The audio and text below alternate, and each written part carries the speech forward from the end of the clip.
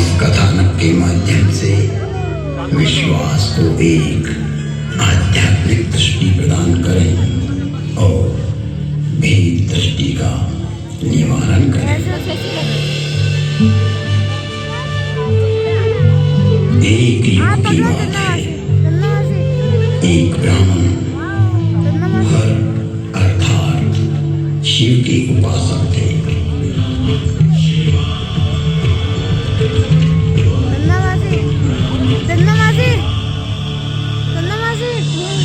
शिव को आत्मसात करना ही उनके जीवन का लक्ष्य था। मैंने अर्थात काकोसंगी जब मनुष्य देह में था तब उनके साथ छल किया।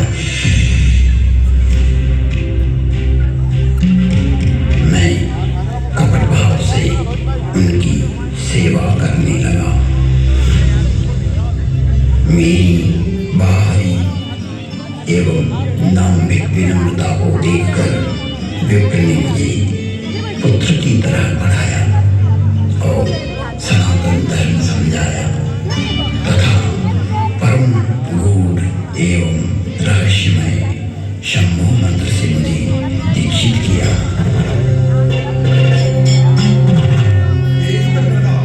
मैं महाकाल के मंदिर में शंभु मंत्र का जाप करने लगा।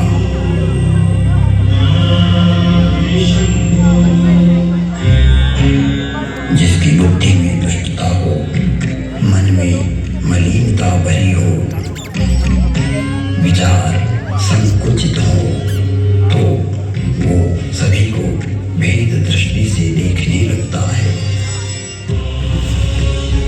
मैं शाश्वत धर्म पर चलने वालों का अपमान करने लगा।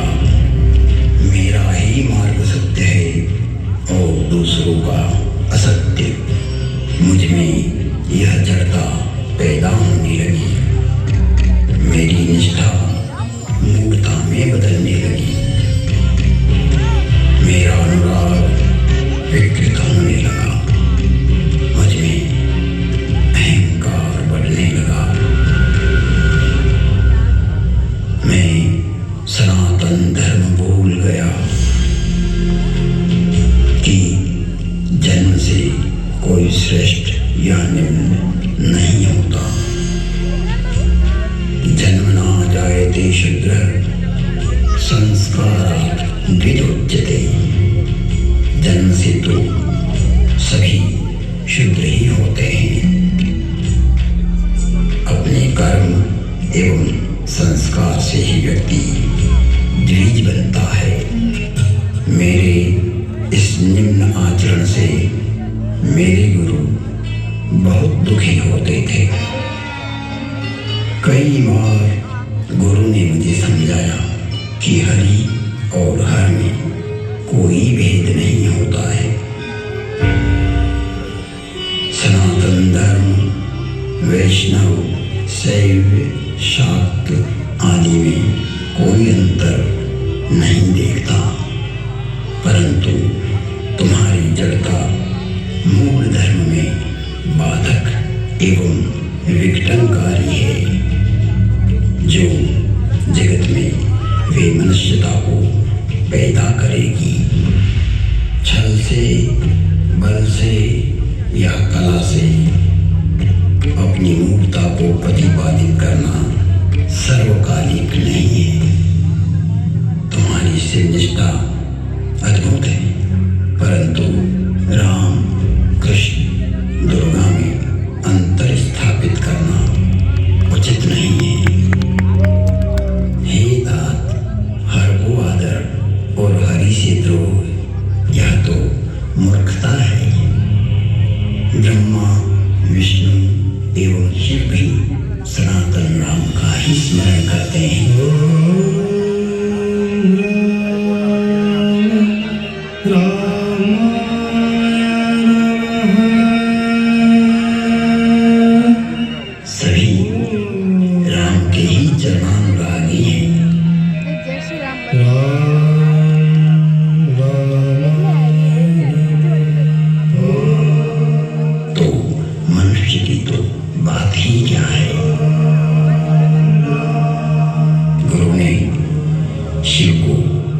राम का सेवक कहा तो मेरे हठी एवं अड़ियल स्वभाव ने गुरु का विद्रोह कर दिया। मेरे गुरु ने मुझे सत्य का मार्ग बतलाया, पर मुझे उनकी बातें अच्छी नहीं लगी, क्योंकि मैं मेरा मत उन पर प्रतिष्ठित करना चाहता था। अक्षय धर्म को हानि पहुंचाकर स्वनिर्मित धर्म को स्थापित करना चाह रहा था। व्यापक धर्म के प्रवाह में से अपने पात्र को भरकर मैं उसे सागर और गंगा के रूप में स्थापित करना चाह रहा था। मैं जगत को भ्रमित करना चाहता था। एक बार शिव मंदिर में मैं शिव नाम का जप कर रहा था, तभी मेरे गुरु वहां आए। मैं अहंकारवश न तो खड़ा हुआ और न ही प्रणाम किया। तब सनातन धर्मरूपी महादेव स्वयं यह सहन नहीं कर सके।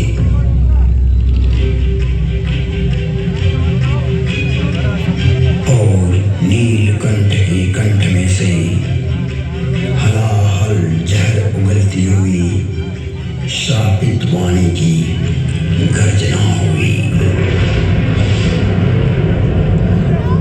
मुझे इस नभवाणी की भयानकता का आभास हुआ तो मैं कांपने लगा।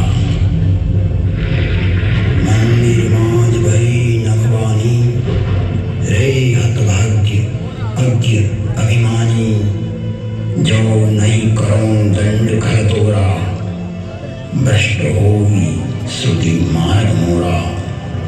भले ही तुमने मेरी आराधना की हो, मेरी ही सेवा में तुमने अपना जीवन दिया हो, किंतु तुम इस संसार में सनातन धर्म को तोड़ना चाहते हो, विभक्त करना चाहते हो, अपना एक पंथ पैदा कर जगत में झूठ को स्थापित करना चाहते हो। हे कपटी, हे दुराचारी, तुम व्यापक को संकुचित करना चाहते हो।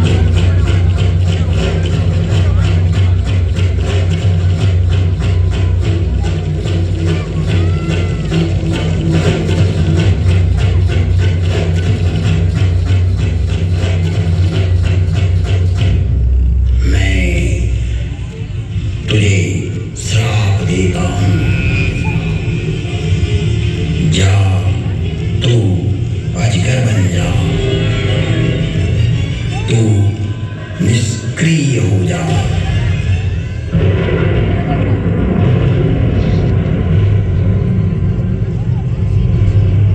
तेरे विचार का प्रवाह पृथ्वी पर न आए, इसलिए आज से तू रो रो नरक में चला जाएगा।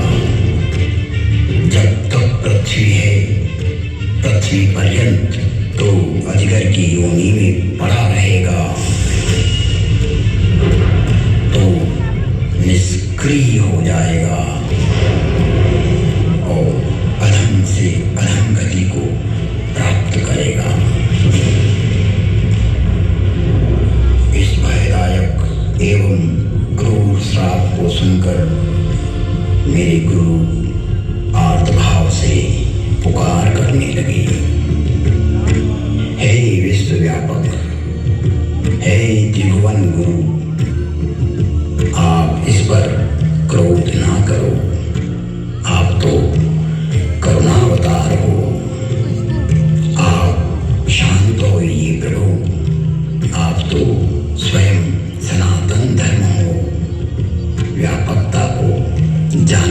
वाले हो।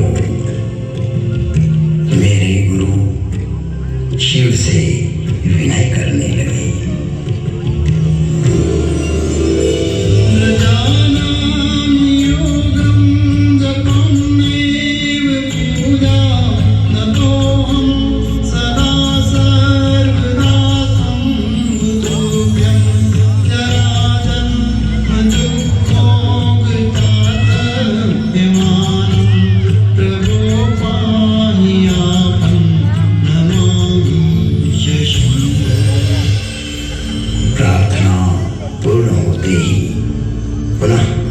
नीलकंठ की नभवाणी हुई, जो क्षमाशील और परोपकारी होते हैं।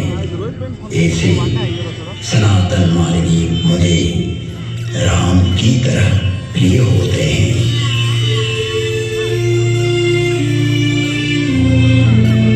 आशुतोष शिव और ढरगानी भगवान शंकर शीघ्र ही प्रसन्न हुए एवं कहा, इसने सनातन धर्म का घोर अपमान कर धार्मिक मार्ग की स्थापना का प्रयास किया है। इसने जगत में असत्य को स्थापित करने की चेष्टा की है। मेरा श्राप कभी व्यर्थ नहीं जाता। 1000 जन्म तक यह अवश्य श्राप को भोगेगा। तुम्हारी साधुता को देखते हुए इस पर मैं अनुग्रह करता हूँ।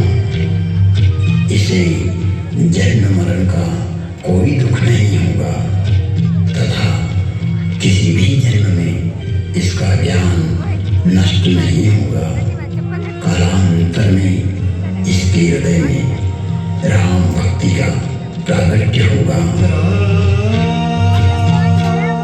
फिर बसंती बोले, हे खगराज, 1000 नारकी योनियों में भटकते भटकते मैं जो भी शरीर धारण करता, उसमें मुझे मेरा अपराध बोध होता रहता था।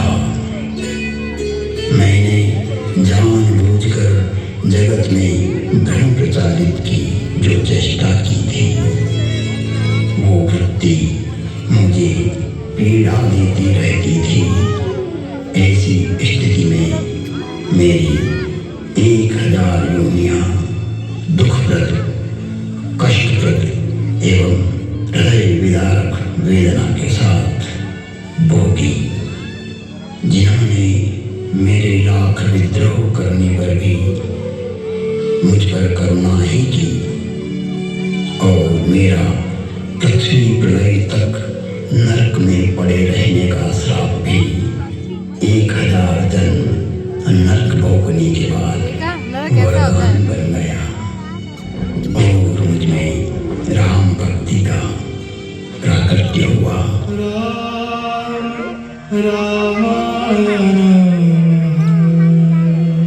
वंदे बोधमयं नित्यं गुरुं शंकर रूपिणं यमाश्रितो हि वक्रोऽपि चंद्र सर्वत्र वंद्यते। बोधमयं सनातन धर्म स्वयं शंकर ही होता है, जिसके आश्रित होने पर विघटनकारी व्यक्ति भी समन्वय करने लगता है और वंदनीय हो जाता है।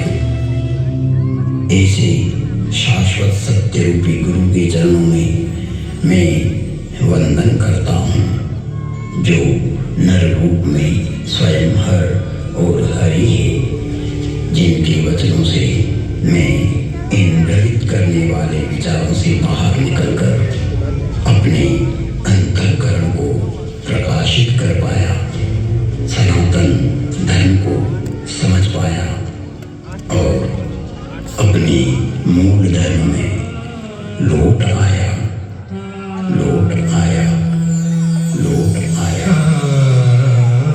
तुम त्रिभुवन गुरुवेद बखाना, आन जीव पावर का जाना, विश्वनाथ महिमा विदित तुम्हारी, विदित तुम्हारी, विदित तुम्हारी।